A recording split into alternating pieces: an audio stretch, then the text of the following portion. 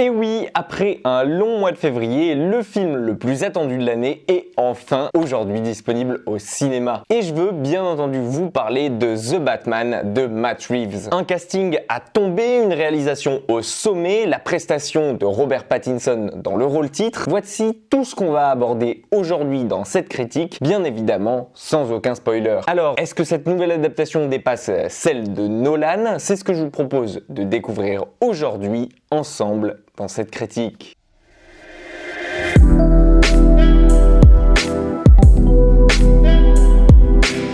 3 heures, c'est la durée faramineuse de ce nouveau Batman, pendant laquelle vous allez suivre le justicier masqué à ses débuts dans la ville de Gotham City. Car oui, cette adaptation fait le choix de centrer son histoire vers le commencement et sur un Batman plutôt jeune. Un choix qui fera sûrement plaisir aux fans de Year One de Frank Miller. Et qui dit jeune dit forcément peu d'expérience et des débuts difficiles. Un côté que vous allez voir Matt Reeves va se donner à cœur joie d'explorer. Dans The Batman, vous allez donc suivre une enquête, celle du meurtre du maire de Gotham City perpétré par Riddler, un autoproclamé justicier masqué qui laisse derrière lui des lettres mystérieuses destinées au Batman. Et cet homme, qui on va pas se le cacher est assez dérangé, dit vouloir libérer la ville de Gotham de ses mensonges, de la pègre et des monstres qu'elle habite, avec surtout pour but d'ouvrir les yeux de ses concitoyens. Et pour cela, Riddler s'est mis en tête de faire une véritable chasse aux sorcières, en tuant tous ceux qui mentent à la ville, quitte à ne s'arrêter que lorsque la vérité, d'après lui, éclatera au grand jour. Mais notre cher Bruce Wayne n'a vraiment pas l'intention de le laisser agir comme il l'entend, et en formant un duo assez inattendu avec Gordon, alors que personne ne lui fait encore confiance, ils vont tenter de résoudre cette série de meurtres qui s'empilent peu à peu et de mettre la main sur celui qui est à l'origine de ces derniers. Et sur sa route, notre cher Batman pourra compter sur Selina alias Catwoman ou même encore sur Alfred pour pouvoir l'aider au cours de son enquête. Et si, comme moi, vous êtes un fan de David Fincher, vous admettrez sans aucun doute qu'il y a ici une grosse influence sur le travail de Matt Reeves. Et on le sent rapidement avec la ressemblance de l'ambiance qu'il y a entre Seven ou même encore Zodiac et ce Batman. Ils partagent tous plus ou moins la même ambiance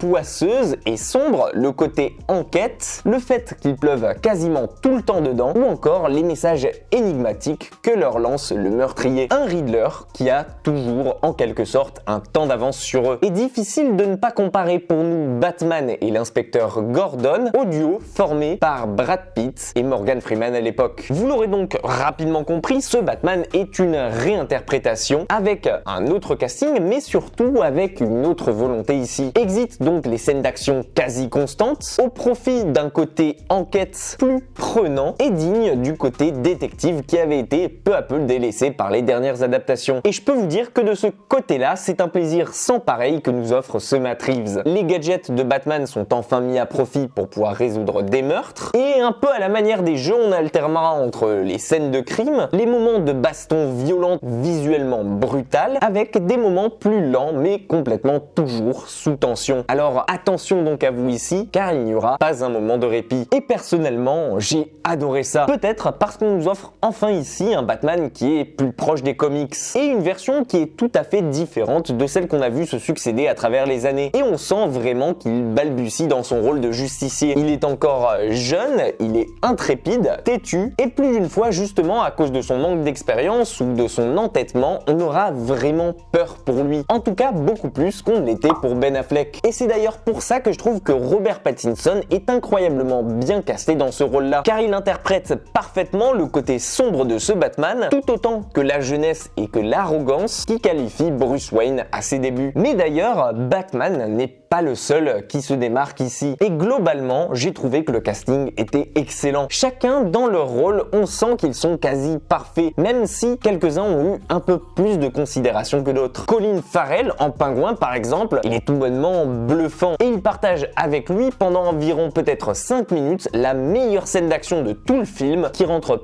pour moi au panthéon des scènes qui m'a foutu le plus de frissons au cinéma. J'ai été aussi tout autant bluffé par la prestation de Paul Dano en Riddler, tant avec sa tête d'ange on ne s'attend pas à ce qu'il incarne aussi incroyablement bien la folie. Franchement, quand il apparaît à l'écran, il éclipse à lui tout seul le Batman. Ça rappellera d'ailleurs sûrement à plus d'un son rôle dans Prisoners.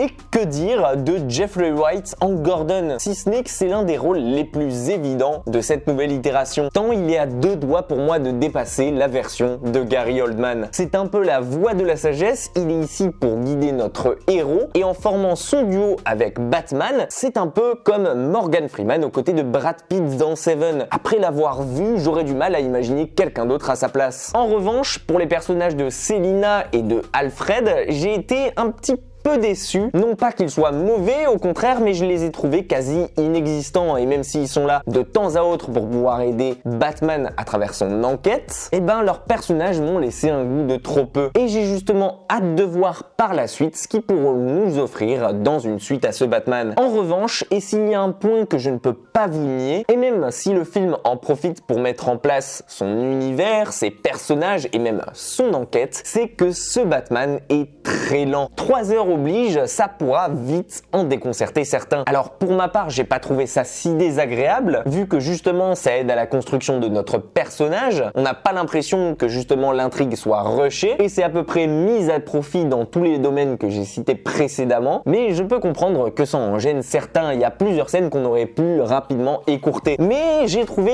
aussi que d'autre part, ça permettait justement à faire un très gros contraste avec les moments où il y avait des grosses phases d'action, les rendant encore plus brutales parce qu'on s'y attend moins. En revanche, il faut que je mentionne un point ici que je ne peux pas passer à côté dans la critique justement, tellement il est important et il constitue pour moi un tiers du film. Outre la mise en scène et le jeu de lumière incroyable dont fait preuve Matt Reeves, mais qui n'est déjà plus à prouver, eh bien, que dire de la bande sonore qui accompagne le tout, si ce n'est qu'elle est magistrale. Et honnêtement, j'aurais été bien mal avisé de ne pas vous en parler, car Michael Giacchino, qui s'en occupe et qui n'a déjà plus rien à prouver à personne après des films comme Ratatouille, Là-haut ou même Rogue One, eh bien on peut dire qu'il s'est encore une fois surpassé ici et qu'il nous offre l'une des meilleures bandes sonores des 10 dernières années aux côtés de Dune l'an dernier. Rien que ça. Bref, un pur régal ici. Et c'est d'ailleurs justement le constat général que je fais avec ce Batman. Quasi en concurrence directe avec celui de Nolan et Logan, parmi les meilleures itérations de films de super-héros au cinéma, cette expérience